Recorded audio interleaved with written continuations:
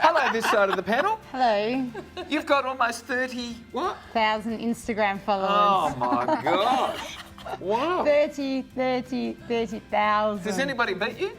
Oh, yes. I'm a tiny little fish in the... No, I don't mean Kim Kardashian or anybody No. like that, but, you know, in Perth. There's a few.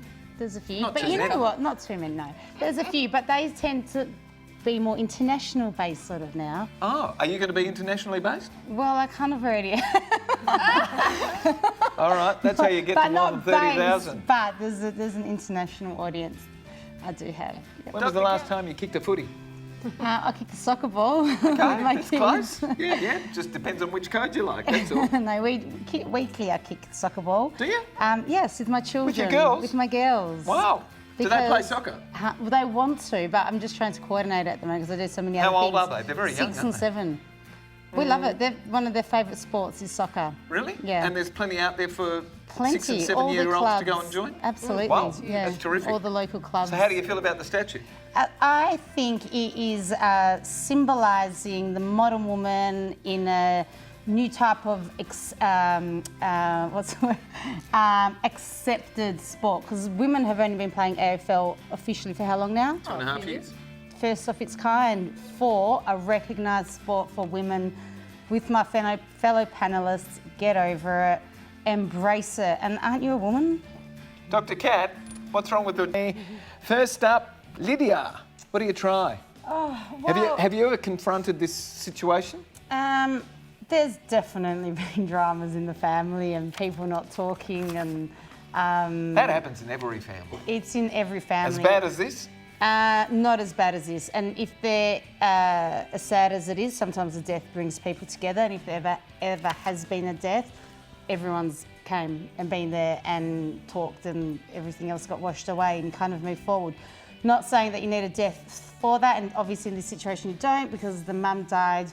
I feel that there's some deep issues with your husband. If he can't bring himself to go to his own mother's funeral because of the issues with his father, they're pretty deep, they're pretty intense, so perhaps he needs to get some counselling, see somebody, get some help for him to overcome it. Someone needs to be the better, smarter person. Your father-in-law, Denise, he's obviously older. His day's not done. He hasn't had his day. He's still alive and kicking and all that. But I think he's a bit more of a humble older man, and it's the younger one that kind of needs to try and pursue this. I don't know, that's just my opinion. I think your husband needs to perhaps see someone to maybe enable him to help go see his father. And also the father lost his lifelong companion, the mum, so I think that your husband needs to work on it. Dr. Kat, Lydia, how do you feel about the notion of drug testing people?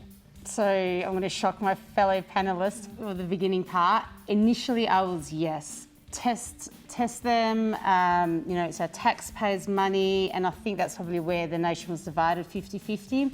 But then when you look into it further and think about it, and the strategy and the way it will be managed, as you're saying about the whole, if you don't receive your welfare payment and you do have a drug habit, what are you going to do? You're going to go to Finish crime. up worse. You're going to create a worse social issue. What for I do think, and you guys, my fellow right side of the panel touched on it, and I think if they are going to go ahead with this, if the government, but hasn't it already been signed off on? Or is it just, it's been put forward, testing?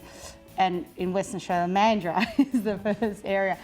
I think if they are going to do it, if it is going to go ahead, it's not such a bad idea, provided that people aren't being singled out and being stripped from the minimal that they have, being the income that they've got, because you don't get a lot of money. What do you do with the testing results if You it's know not what? such a bad idea? You help the people, get them into some sort of rehabilitation. If it's a drug, if they're on drugs, well, obviously it's about drugs, but you touched on mental health as well. So assess each person, and I don't see why this couldn't be turned into a positive to help the people. Some people want to get off drugs, so this could be a bit of a blessing in disguise. They just don't have the means, they don't have the energy, that obviously they might be so into their drugs, whatever it is.